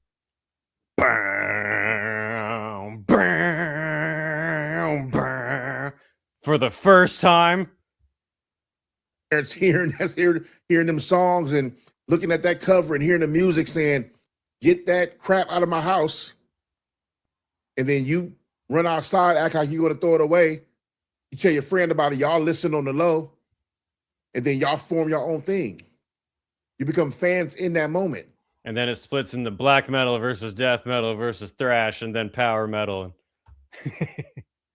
It comes to the brotherhood of metal, and then it splits off into its own factions from there. And then the understanding, it's like family picking on each other. It's universally understood that this is going to be ours, and it ain't for nobody else. Right? I remember at school when the quote unquote goth crowd, because we didn't understand what nobody was and what the identity was, so we just called them goth kids, and they stayed to themselves, and they did on the side or in the back of school, or they hung out. They by the dumpster smoking cigarettes. They rocked out to each other. They talked to one another. They ate lunch together. They laughed. They did that because everybody else was cruel to them. Probably joking them in the class. Or just annoying. That too. But yeah. Joking in class, joking at lunch, made them feel like they had to separate themselves because they dressed like this, so they listen to this music. They were everybody's human, just like us, but they found their tribe. And in that kind of moment, you know what you've been through. So there's an understanding in like the struggle and like going through that. Just because my mom, it's definitely always been attractive to the loner type of person. Usually metal is a bunch of people who feel like loners are outcasts who can finally relate to each other. Says I worship the devil because I listen to Black Sabbath, which is insanity. Or my parents or my church looked at me funny because I liked this group, right? Because I listened to Metallica, I must be on my way to hell. Or because I listen to metal, I'm a bad kid. Or if I listen to metal, I'm racist. All these things. This man has been into metal for, I'm not trying to be insulting at all, for about 5 minutes compared to everyone else and everything. And he right away sees that metal is not racist and that people who like metal aren't just racist. A guy in a supposed death metal hardcore band makes a whole rambling, retarded video. You know what I'm talking about. But then someone coming into it for the first time is blown away by how accepting it is. Isn't that interesting? Things people are putting on you because of a genre of music. So what happens? You find your people. And when you find your people, it's a different kind of growth there. You grow in struggle, you grow in strife, you grow in these walls and these boundaries you start to make for yourselves, you make it for you and your crew. And that's how you become so loyal. So what happens is when you see I hope some people find friends for the first time, to be honest. Some people will get comfortable going out into society and social events because of going to concerts and hanging with metal friends. another person walking and they got a Slipknot shirt on who happen to be your favorite group, you see a family member. When I'm walking down the street and I see somebody with a Korn shirt or a Korn beanie on or something like that, oh, they must be like me. They understand. There's a thing understood here that the average person probably won't know. Because metal, in so many words, still isn't globally accepted by like the mass popularity, whatever. So we bond in that. It is ill because these are things I'm just learning being a couple of months in. See? That's awesome, right, Rocket? Rocket agrees. I'm gonna pick you up again and you're gonna get annoyed. What are you doing? I'm talking to friends that this is what happened to so many of their lives. This happened to so many people. And no, it's everybody didn't have like bad experiences or like bullying experiences or like all these things. No, they didn't. But there was a shared kind of loyalty in a music that wasn't accepted on the overall scale. Oh, yeah. Which makes it seem like it's wrong. Which makes it exciting. And I think it's messed up, but also I feel good that they found their people. This dude's awesome. I feel great about it. So when someone sees me with my Iron Maiden shirt, hell yeah, or my Metallica shirt, or however, there's the understanding there, right? The understanding for here's the difference. I didn't live that life for back in the 70s, 80s, and 90s. I found these groups because I wouldn't listen to metal then. But as I'm learning today, I'm going fully in with sympathizing with someone who has been through something like that. Because oppression of any kind is insane. So I can get behind somebody that's with somebody that's against something because it's something I'm with. I know what it was like when I was playing when I first got Snoop Dogg record and what my mama thought about that. That's what I was listening to as well. When I first was playing Public Enemy at school, and yeah, now you're getting in trouble. Teacher snatched my headphones away and said, "Get that out of here." Right, so it's differences but similarities. I've always thought that hip hop and metal should be allies. Like, I feel like metal and punk are cousins, kind of related but different. Hip hop and metal are obviously completely different, but should be allies with similar goals in mind. Kind of crazy when you think about it.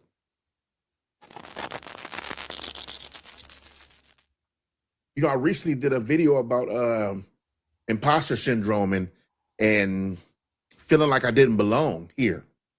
And also feeling like I didn't know enough. And are they making fun of me on the low? Nope, we all have imposter syndrome, dude. I still feel like that all the time. Everyone, people in big bands will still say that too. Ozzy felt like that till his last moments. Apparently every show he was always like, oh, I hope people like it. I hope people are there. When he was fucking Ozzy Osbourne. That's just a normal part of humanity. But that's completely normal to have that like voice in your head questioning it and everything. But rest assured, no, that is everybody in metal. Most bands before they go up on stage are like, fuck, everyone's gonna realize that like I'm not supposed to be here and I'm a standout and I'm lame or whatever. Everyone's thinking the same things about themselves, but that's just part of humanity. Metal is the place where you can just kick that to the side. The blast beats start, the music starts, and you're like, nope, go time. Have I become a caricature of myself with this thing because it's working? Not that I did anything different, you know, and that's the trick your brain plays on you. I think the cool part is that with all that happened to me in real time, that the community also wrapped their arms around me and embraced me.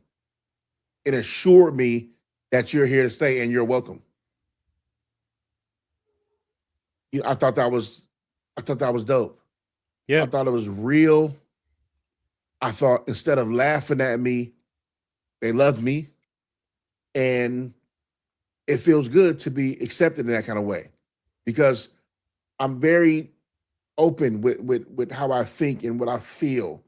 I try to be vulnerable because, hell, you can only try to hurt me with my own words, but it is what it is. That's my life. You know what I mean? So when I do tell something like that about things I don't know or something I'm learning about, and someone wants to help me, someone wants to show me the way, someone wants to assist, I think it's a beautiful thing. Hell yeah. And this community here has been completely like helping me in this.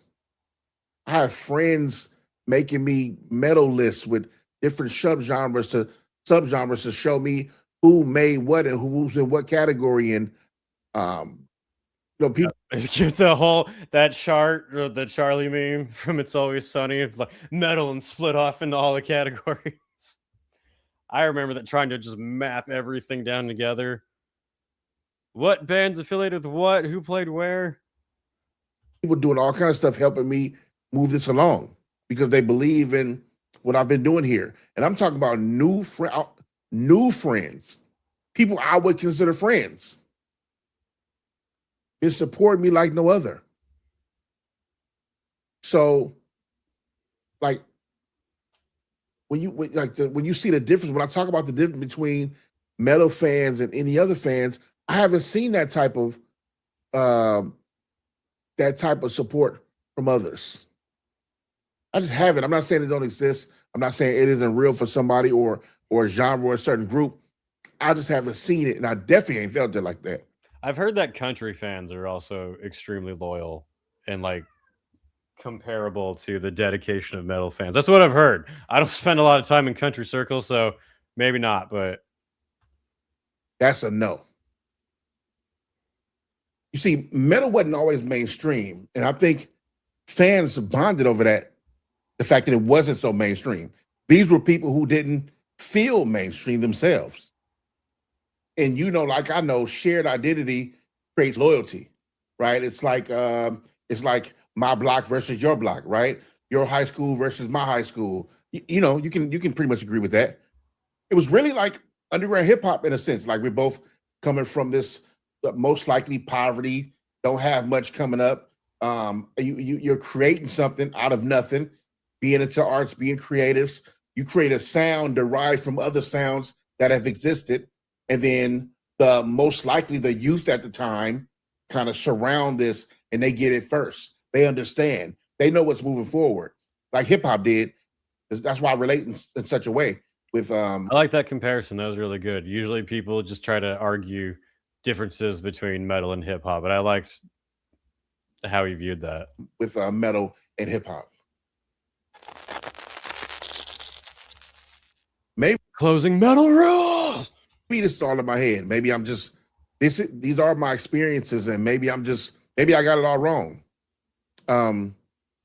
So to you, the fan, the metal community, I ask, what is it that makes you loyal to metal? What band have you been riding with for decades? Autism.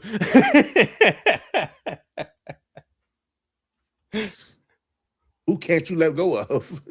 Motorhead. Oh man, interesting questions. Who you love like you did when you first heard it? What? For me, it's still, I've said before, Anthrax's Caught in a Mosh. I still get the exact same feeling I got when I first heard it, because that is the song that got me fully into metal. He's completely right. There are those songs that a lot of people, you could even think that you're over Slayer, but if Raining Blood comes on, you're going to be like, and just get into it. Album was it to change your life? What song was it to change your life? Way too many to list. I'd really like to know, because those answers are what makes metal super cool. Gotta love. If you're watching this, Go to his channel and comment answering those questions. What metal songs, what metal albums can you not get into, and why are we so attracted to metal and dedicated to it? I think that's interesting. For me, I think it's pretty much I'm really thinking about it. I think it's largely the emotion, the intensity. Intensity both for speed, fast, heaviness, but also when it's a slower song, it can be intensely beautiful. Like Blind Guardian, you get overwhelmed with their ballads. I think this was an awesome video. I think you guys should go check it out. I will subscribe as well. Check out the actual video. Shout out to Lucky354 for just getting into metal. You have a lot of exciting new locations and bands to discover. There's noticing the bands and then the festivals and then like finding the scenes that are big in like Finland and Germany and Sweden and everything, but then also getting to other ones in like Japan, Indonesia, outside of the metal hubs. You have a long, exciting journey ahead of you. I'm very stoked for you.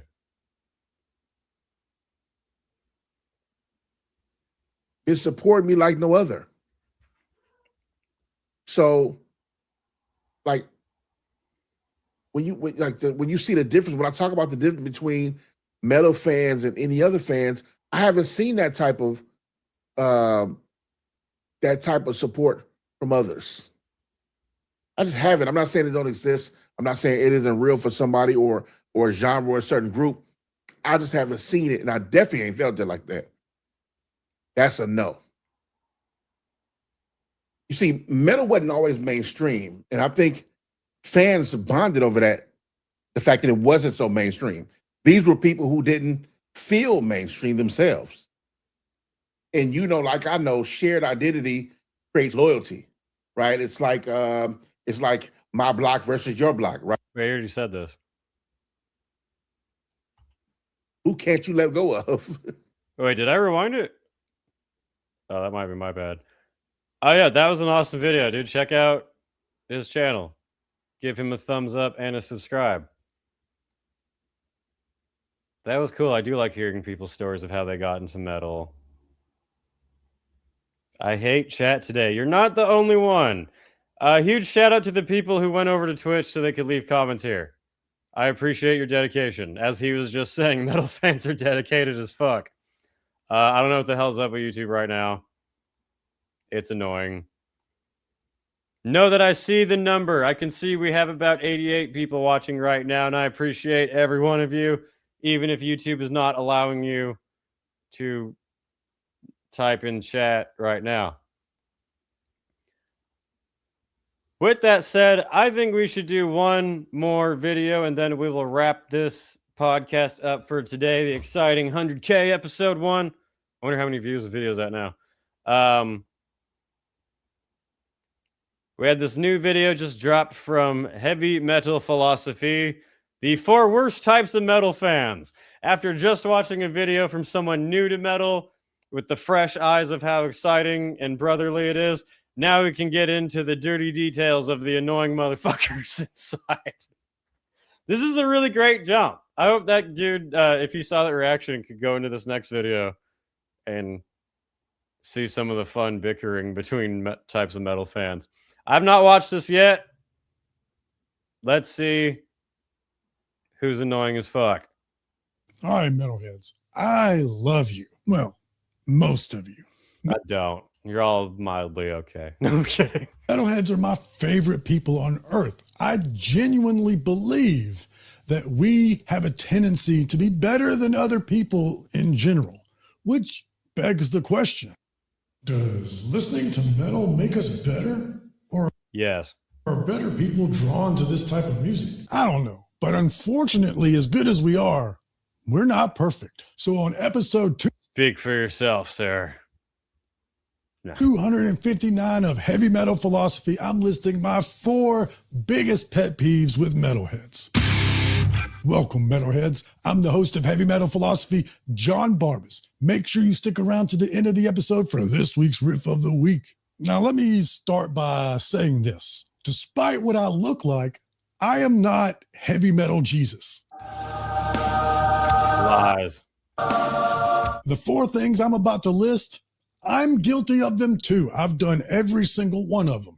But philosophy is about improvement, especially self-improvement. So let's get started. Number 4, the unsolicited audio assault. We all love metal. It's the best thing on earth. And in my mind, it's unfathomable that other people wouldn't also like this objectively amazing thing. I mean, we all like sex, right? Why wouldn't other people also like this awesome thing? But there's people out there that don't like tacos. Some people don't like jazz. It doesn't make sense to me either, but there's some people out there. I don't get it, but some people don't like good things. But we're going to Some people suck. expose Assume most people suck. them to it, aren't we? We're rolling through the grocery store parking lot with the windows all the way down and the cryptopsy cranked all the way up. Nope, I never do that shit. I'm not a dickhead metal fan that's going to insist every grandma at Albertsons listens to Dying Fetus with me. We're in our vehicles like, I'm about to look so cool.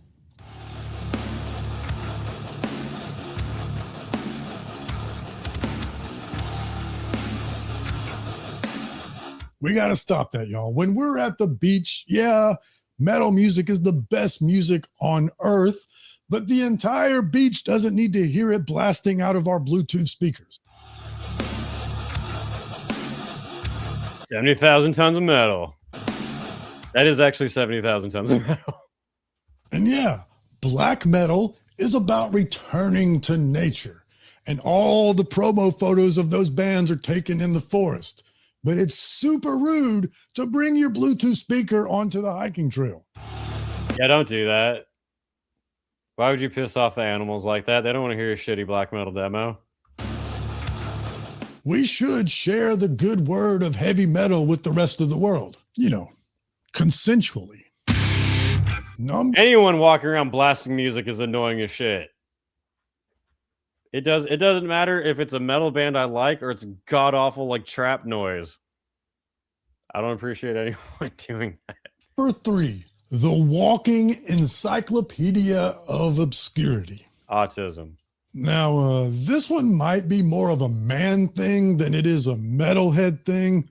We test each other, and it doesn't really matter what the pursuit or obsession is. It's inevitable. If I'm hanging out with some gym bros, if we're socializing, it's only a matter of time before somebody asks me, how much you bench, bro? And in a way, it makes sense. Our ancestors could not afford to take unknown quantities out on a hunting party. They had to know beforehand if the new guy had a bare minimum of capability or at least wouldn't sabotage the hunt with incompetence. But the year's 2026. This is heavy metal. We're not in a hunting party. And if I don't pass your It depends on the concert. obscure metal knowledge test, our tribe won't starve to death. Oh, yeah. I don't give a shit about trying to prove, like, I am the walking encyclopedia of metal. If someone comments, like, I can't believe you don't know this or this or this, I'm like, I don't care. Like what you like. Explore from there. Doesn't really matter besides that. We can just enjoy metal. I can say that I like Carcass without having to know about the 1986 Repulsion demo that inspired them. And furthermore, it's not possible to know everything in metal. Maybe you love black metal, and you know that the current drummer of Wyatt also used to play in Belphegor. Would have never known that.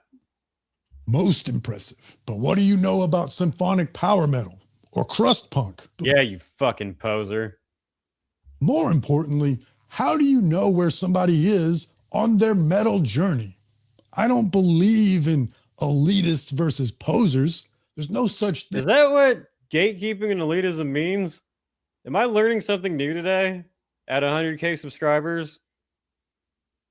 Because if gatekeeping means you're the type of person to be like, oh, you need to name every song on Slayer's demo you're not allowed in, then that's retarded. Then I agree that gatekeeping is stupid. If gatekeeping is telling people who don't like metal, but they claim to like metal, but they want it to be something else and kicking them out, that's good gatekeeping. Thing is a poser. What would It's not gatekeeping, that's bouncing. somebody possibly have to gain from pretending to be a death metal fan? What I do believe in is noobs, casuals, and nerds. Maybe somebody's a noob. They just heard a gateway band and now they're interested in metal and want to learn. Or maybe they're just a casual. They like a select few bands because they've got sick riffs. But then there's those of us that obsess over every detail. Kind of like somebody that knows all the batting averages and ERAs of their Like if you get me talking about Star Wars, just go off. favorite baseball players. At the end of the day, it's just nerding out about our passions. Number 2, abusing mosh pit privileges. The mosh pit is one of my favorite phenomena in the universe. How did that get started? Who decided it was a great idea for us to just smash into each other at concerts? And how did it Alcohol. become so ubiquitous? And most importantly, how did the rules get established and how come everybody seems to abide by those rules without any enforcement? That is interesting. That is something I've wondered. There's no high council of mosh pits, and yet there are universal rules all over the world that everybody just seems to know without being taught or policed. For example, the mosh pit is a confined area. There's no lines that say mosh here. There's no walls or barricades. Everybody just knows that if I stand right here, that mass of flailing bodies won't touch me. But if I stand right there, well, I know what I signed up for. Correct.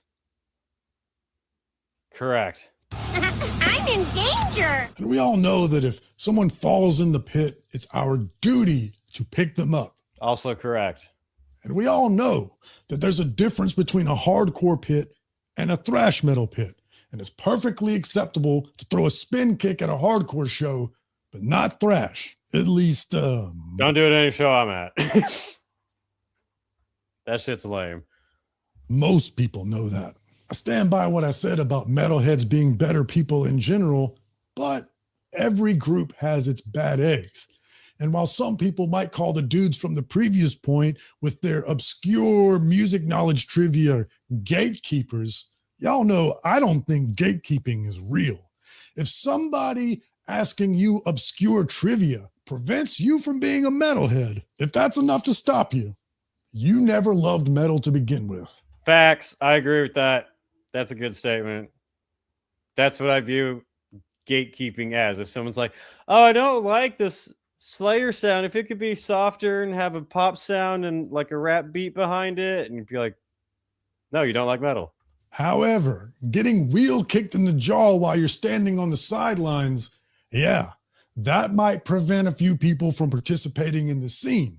That might keep a few gates closed. And the worst part of it is it's not filtering people based on their music taste or their morals. Just whether or not they're cool with getting CTE, I guess. Number 1, prioritizing being tough over being smart. Yeah. Yeah, 100%. A lot of fucking idiots do that. It's still not, over. It's either like there's the overly macho side of metal or the way too wimpy soft, looks like a hipster in a coffee shop. We've already done an episode talking about people mistaking metal fandom as a proxy for toughness. It is not. What an incredibly low bar that is. You don't have to do anything challenging to your body or your character. You just gotta like heavy music. Wow, it's so easy to be tough. But unfortunately, people conflate all sorts of things with toughness. And one of the most common ones is posturing our tolerance for volume. I mean, if it's too loud, you're too old, right? And listen, I like my metal loud too. but I also want to be able to hear when I reach old age, so I Be nice to hear Rain and Blood for the 600th time when you're 84. can keep listening to metal. And yet, a lot of metalheads refuse to wear earplugs at concerts, even on the front row. And look, I did that for a long time because I thought it was cool and I didn't need it. Honestly, once I joined a band, that's when I started regularly wearing it, because you can't be in a band and not wear ear protection. It is not possible to perform live like that without your head exploding like scanners. I admit I was one of those dumbasses who was too strong for earplugs. And I recommend not doing. There's good ones. Sometimes earplugs fuck with the sound, obviously. But if you get more musician-specific ones, then it's better.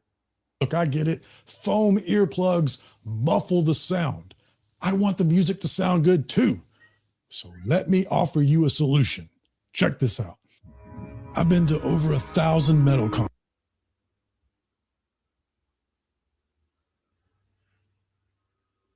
concerts, and I want to go to 1,000 more. That's why protecting my hearing is important to me. But metalheads require more than just earplugs that muffle the sound of the music. Well, I don't want my hearing to sound like this. I also don't want the music to sound like this. That's why I use Paid advertisements, ladies and gentlemen. All this was just an ad. I hate to call a spade, but when facts are facts, that's what this is. Maybe it's a good product, I don't know, but the video is an ad. Use Here's earplugs. Their second eardrum technology mimics the acoustics of the human ear, so the sound quality doesn't change, only the volume. I don't have to take them out when I'm for the rest of your life. And that whole video is an ad. There you go. I like heavy metal philosophy. There's, I get it. I get it.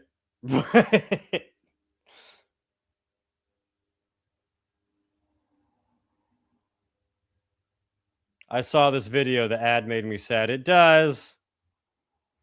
Could be a little more woven in there together. I'll let you know right now. I got hit up to do an ad that I'm actually interested in, that I will be doing sometime soon. I will try to integrate it better than that. I would never do an ad for something that is actually a shit product. I would never be like, oh, they paid me to sell you this thing that's garbage. No. If I ever do ads, product placement, it's things I've tried and personally recommend. Like when I did Raycon, I actually do think Raycon is good. Yeah, so that was not a great ad integration. I'm going to be honest. Sorry. We were getting somewhere, but it was just a little blatantly too obvious there at the end. Hey, I understand. Got to make I get it. I 1000% get it. There's nothing wrong with that. It was just, that's pretty dud ending. But with that said, if there's not any breaking news at the moment, that's pretty much the wrap up for special 100K subscriber. Nope, looks like nothing new. Anyway, thank you all for tuning in. I am sorry for the chat being weird over on YouTube. Thank you to everyone who went over to Twitch, the chat from there. I don't know, YouTube be YouTubing, but I appreciate everybody who watches the channel, who enjoys it, who helped get to 100K subscribers. Still unbelievable to me. Hopefully the plaque will be there next time I do a live. Go check out the Worst Scams in Metal video. I think you'll enjoy it. Put a lot of work into it. Tomorrow I'll be uploading an interview with Sandy Sin, hearing about the Dubai metal scene. New Dark Insanity single coming soon. Metal stuff. Anyway, shout out everybody, and now enjoy Trevor seeing Dark Insanity.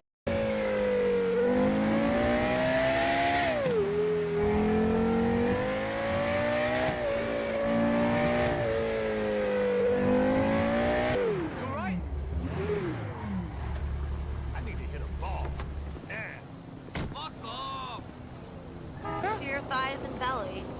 Like I care.